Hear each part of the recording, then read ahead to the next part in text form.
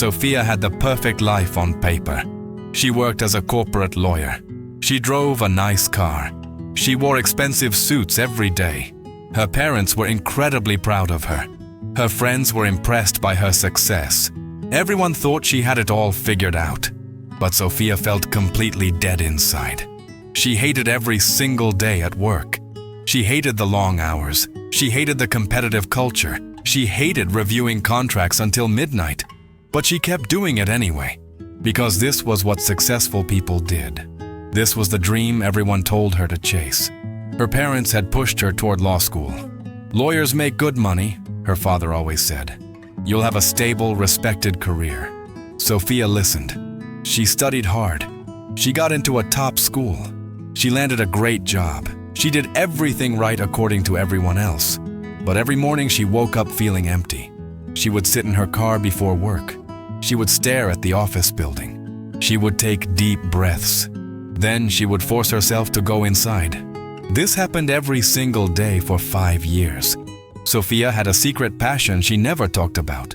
She loved writing children's books. She had notebooks full of stories, characters and adventures she created late at night. But she never showed them to anyone. Writing wasn't a real career. It wasn't practical or stable. It was just a silly hobby. Her friends all had similar jobs. They worked in finance and consulting. They talked about promotions and bonuses. Sophia would nod along. She would pretend to care about the same things, but inside she felt like a fraud. She was living someone else's life entirely. One Saturday, Sophia went to a farmer's market. She saw an old woman selling handmade pottery.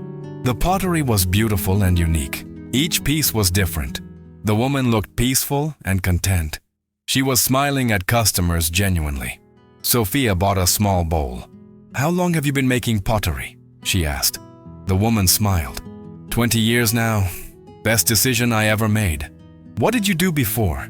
Sophia asked curiously. "I was an accountant for 30 years, the woman said. "I was good at it. Everyone expected me to retire from there, but I hated it. I felt like I was wearing someone else's skin." Sophia felt those words hit her chest.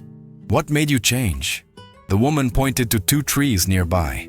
Both trees were the same age, same height, but they looked completely different. "See those 2 trees?" she said.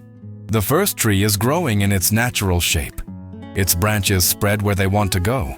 It follows the sun. It bends with the wind. It grows exactly how it's meant to grow.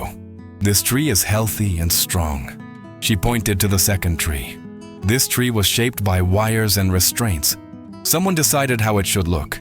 They forced the branches into specific directions. They made it grow the right way. "Oh, this tree looks acceptable to others, but it's stressed and struggling. You can see the strain in its trunk." The woman looked at Sophia seriously. "Most people are the second tree. They let others wire their branches. They grow the way they're supposed to grow, not the way they're meant to grow. They look successful on the outside, but they're dying on the inside." Sophia felt tears forming. But what if you disappoint everyone? What if your natural shape isn't good enough? The woman smiled gently. A tree shaped by wires will never reach its full height. It will never be as strong as it could be, because it's fighting its own nature constantly. That fight exhausts everything. But a tree that grows naturally, it becomes massive and powerful, because all its energy goes toward actual growth. Sophia drove home in silence. She thought about those 2 trees. She realized she was the wired tree. She had let everyone else decide her shape. Her parents, her teachers, her friends, they all had opinions about who she should be, and she had listened to every single one. That night, Sophia made a decision. She would remove the wires. She would grow in her natural direction, even if that direction looked wrong to others, even if it disappointed people. She couldn't spend another 30 years as the wired tree. She gave her notice at the law firm. Her boss was shocked. Her parents were devastated. "You're throwing away everything you worked for?" her father said angrily. Her friends thought she was having a crisis. "You'll regret this," they warned her. Sophia felt scared but free. She started writing full-time. She lived on her savings. She worked at a coffee shop part-time. She wrote every single day. Her first book got rejected by 20 publishers. Her second book got rejected by 15, but she kept writing anyway. Her parents stopped talking to her for months. Her friends slowly disappeared. They couldn't understand her choice. They thought she was wasting her potential. They thought she was being irresponsible and selfish. But Sophia felt alive for the first time. She was growing in her natural direction. She was following her own sun.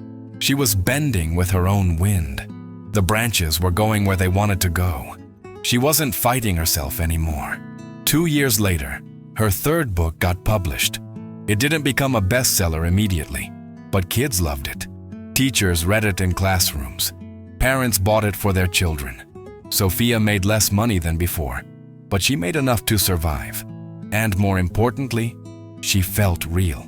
Sophia became the natural tree. She grew in her own authentic direction. Some people understood and celebrated her choice. Other people never forgave her for changing. But Sophia learned something crucial. You can't please everyone and be yourself. You have to choose one. The most important lesson was simple.